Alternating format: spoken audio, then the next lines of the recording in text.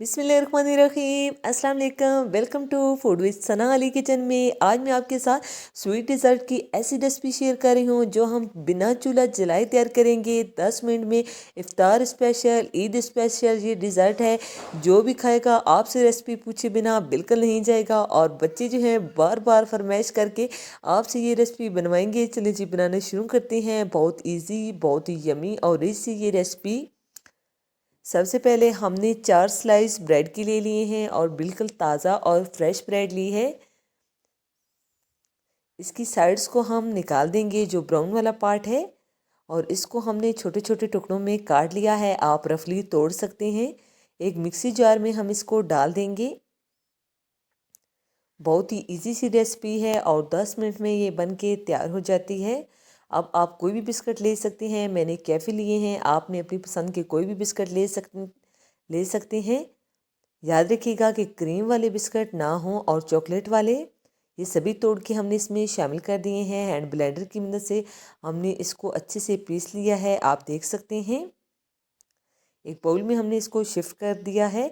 दूध को हमने पहले से बॉईल कर लिया था और हमारा 1 लीटर दूध था, जिसे हमने इतना बॉईल किया है कि ये आधा रह गया है।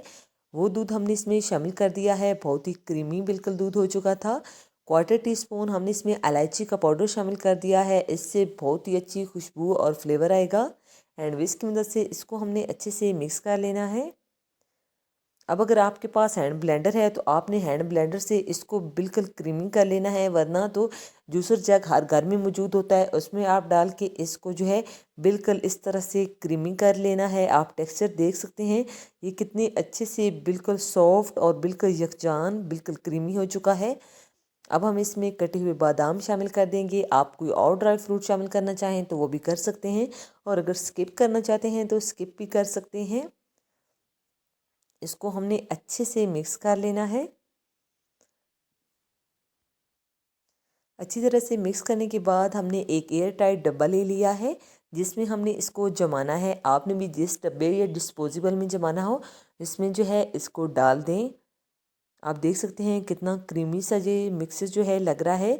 अब कुछ ड्राई फ्रूट से हम इसे गार्निश कर देंगे। हमने पिस्ता और बादाम से इसको गार्निश कर दिया है। अब हम इसको बिल्कुल आइसक्रीम वाला टाइप देने के लिए इसमें चोको चिप शामिल कर देंगे, जो कि बच्चों के बहुत ही ज़्यादा फेवरेट होते हैं, बल्कि बड़ों के भी सभी के फेवरेट होते हैं।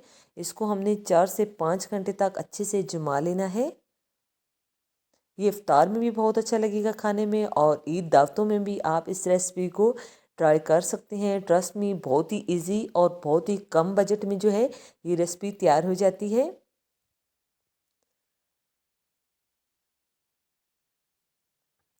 बहुत ही क्रीमी टेक्सचर में ये जो है तैयार हो चुकी है।